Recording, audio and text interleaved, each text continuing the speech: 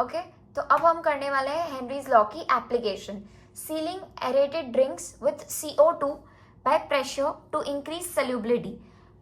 देखो एग्जाम्पल ही आ गया, सोडा वाला पानी, ठीक है, सोडा वाटर। ओके तो जो एरेटेड ड्रिंक्स, कोल्ड ड्रिंक्स बनाते हैं राइट, उसमें हम CO2 को प्रेशर से कंप्रेस करके डालते हैं। क्यों?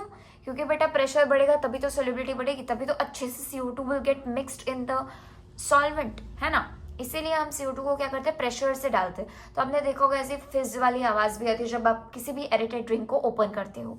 Next we talk about scuba divers. Scuba divers अभी अभी बोला बेटा प्रेशर बढ़ेगा तो सॉल्युबिलिटी भी बढ़ जाएगी। तो स्कूबा डाइवर्स जब भी पानी में जाते हैं तो पानी का प्रेशर पड़ता है, तो प्रेशर इंक्रीज करता है, ठीक है। तो उसकी वजह से क्या होता है, सॉल्युबिलिटी भी बढ़ जाती है। तो डिफरेंट डिफरेंट गैसेस की सॉल्युबिलिटी बढ़ जाती है। और अगर वो जो इंसान है वो इनहेल करेगा तो O2 और N2 उसके सांस में जाने लगेंगे, which can cause bands in the body, ठीक है। इसी वजह से they carry oxygen cylinder with them. And most important MCQ यहाँ से आता है और एक यहाँ पे आता है इस KH वाले क्वेश्चन में कि अगर सॉल्युबिलिटी बढ़ गई तो KH क्या होगा, वो पूछेंगे आपको। अगर सॉल्युबिलिटी बढ़ गई तो प्रेशर क्या होगा और KH पे क्या असर पड़ेगा, वो भी पूछ सकते हैं।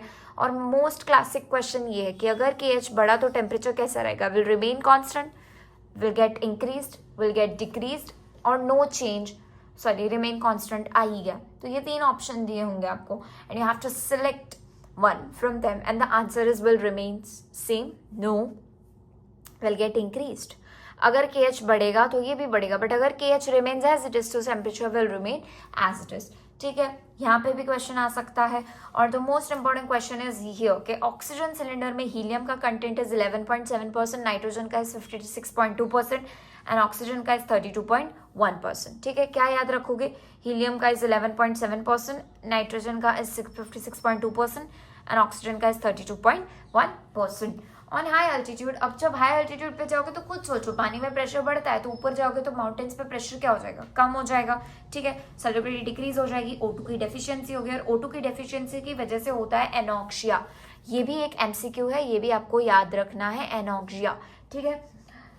This was all about Henrys law की एप्लीकेशन। अगर आपको 4 मार्क्स में पूछते हैं, आपको मैंने जो अभी अगले वाले इसके पहले वाले वीडियो में जो करवाया वो एंड ये पूरा एंड इसके रिलेटेड थ्योरी तो तुम लिख ही सकते हो, इसकी डेफिनेशन खुद से बना सकते हो कि KH is directly proportional to temperature, so अगर ये इंक्रीज करेगा ये भी इंक्रीज करेगा and it is inversely proportional to solubility. ये खास याद रखना कि pressure is directly proportional to solubility but KH is inversely proportional to solubility. मतलब प्रेशर बढ़ेगा तो सॉल्युबिलिटी बढ़ेगी, बट सॉल्युबिलिटी बढ़ गई तो KH उस टाइम क्या होगा, कम होगा। Yes, you can remember likewise कि सॉल्युबिलिटी और KH हमेशा अपोजिट होंगे, ठीक है, और सॉल्युबिलिटी और प्रेशर हमेशा सेम होंगे और KH और टेम्परेचर भी सेम होंगे, ठीक है। बस ये कुछ कुछ इक्वेशंस ऐसे बना लोगे ना, माइंड में याद रख लोगे इसको, तो आपको रिलेशन याद रख जाओगे तो आप इजीली किसी भी क्वेश्चन को सॉल्व कर पाओगे, ठीक है। अभी मैं आपको इफेक्ट्स ऑन हेनरीज लॉ, एक लास्ट टॉपिक बचा है हमारा सब टॉपिक, उसे कंप्लीट करते हैं और वो भी आपको लिखना पड़ेगा इफ 4 मार्कर्स में पूछते हैं तो। अभी मैंने बोला था कि इफेक्ट्स ऑफ हेनरीज लॉ, तो टेम्परेचर जो है वो इनवर्सली प्रोपोर्शनल है सॉल्युबिलिटी में। Here's the game is guys, हमने बोला था कि KH जो है वो क्या है, तुम ये रिलेशन लर्न कर लेना, ठीक है। ये रिलेशन अगर तुम्हें समझ में आ गया, this relation and one more, कौन सा, दिस रिलेशन, राइट।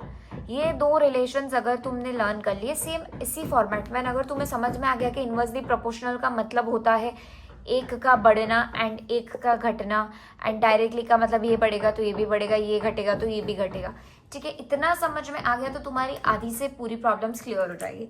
अब तुम खुद देखो ना, इसे अगर तुम यहाँ पे ले जाओ, समझ लो ये इज इक्वल्स टू है, तो तुम टेम्परेचर को इस तरफ लिख रहे हो, ठीक है, टेम्परेचर को इस तरफ लिख रहे हो, तब भी ये इनवर्सली प्रोपोर्शनल ही रहेगा। तो ये वही चीज लिखी है मैंने कि अगर टेम्परेचर बढ़ेगा तो सॉल्युबिलिटी उस टाइम कम रहेगी, ठीक है। This is one of the very important relation, इस पे भी MCQ आता है, आपको ये याद रखना है, ठीक है। टेम्परेचर बढ़ेगा सॉल्युबिलिटी कम रहती है, इसीलिए आपको याद है फिशेस कहाँ पे रहती है, ये आपने पढ़ा था कहीं पे तो पढ़ा था, स्टडीड इन 11th और I guess in 12th standard भी आप पढ़ोगे आगे कि फिशेस जो है वो एक पर्टिकुलर लेवल पे रहती है वाटर में। क्यों? क्योंकि वहाँ पे टेम्परेचर जो है वो कम होता है, जिससे कि सॉल्युबिलिटी ज़्यादा हो जाती है। They prefer to stay in cold water. क्यों? क्योंकि वहाँ पे टेम्परेचर कम है तो गैसेस की सॉल्युबिलिटी ज़्यादा हो जाती है, तो उन्हें ऑक्सीजन अच्छे से मिलता है। इसीलिए फिशेस कहाँ पे रहती है? इन कोल्ड वाटर। इस पे भी तुम्हें गिव रीजंस में यहाँ पे इससे क्वेश्चन आ सकता है, ठीक है। Pressure is directly proportional to solubility, ये तो यही रिलेशन है। अब मैं आपको एक काम करती हूँ, इसके बाद वाली स्लाइड में मैं आपको अभी तक अपने जितने भी रिलेशन पढ़े रिगार्डिंग टू हेनरीज लॉ वो मैं सारे लिख देती हूँ। वैसे तो लिख ही दिए पर थोड़े ढंग से लिख देती हूँ, ठीक है। तो हेनरीज लॉ के आपने जो भी रिलेशंस पढ़े वो सारे यहाँ पे। सबसे पहले हमने पढ़ा कि pressure is directly proportional to solubility. सबसे पहले हमने क्या पढ़ा कि भाई प्रेशर जो है वो डायरेक्टली प्रोपोर्शनल है सॉल्युबिलिटी के, ठीक है। फिर मैंने जाना यार सॉल्युबिलिटी को तो मैं मोल फ्रैक्शन में भी मेजर कर सकती हूँ, तो मैंने pressure is directly proportional to mole fraction लिख दिया, बस सॉल्युबिलिटी की जगह पे मोल फ्रैक्शन लिख दिया। अब ये KH का था, KH को आपने देखा कि is directly proportional to temperature but inversely proportional to solubility. यहाँ से बेटा MCQ आएगा ही आएगा, मोस्ट इंपॉर्टेंट टॉपिक है एंड यहाँ पर से भी आ सकता है, ओके। अब मान के चलो कि तुम इसको शिफ्ट कर सकते हो ऐसे, आपको ये पता है ना कि आप इसको ऐसे शिफ्ट कर सकते हो कि टेम्परेचर इधर लिख दिया, KH इधर लग दिया, है ना। तो आप ये शिफ्ट कर सकते हो, बस वही किया, टेम्परेचर को इधर ले लिया तो इनवर्सली सॉल्युबिलिटी, मतलब अगर टेम्परेचर बढ़ेगा तो सॉल्युबिलिटी घट जाएगी। इसीलिए फिशेज वाला एग्जाम्पल भी मैंने आपको दिया कि fishes love to stay in cold water. क्यों? क्योंकि वहाँ पे सॉल्युबिलिटी बढ़ जाती है, राइट, क्योंकि टेम्परेचर कम हुआ ना, सॉल्युबिलिटी बढ़ेगी तो उन्हें अच्छा खासा ऑक्सीजन भी मिल जाता है। Thank you so much for joining my today's video. अगर आपको मजा आया हो तो please do like, share and subscribe and comments कर सकते हैं if you had any doubt. And इस वीडियो में हमने कवर किया है Henry's law which is also known as solubility of gas in liquid.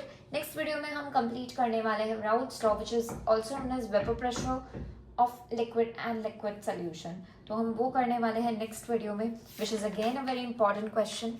C you in the next video, till then bye bye.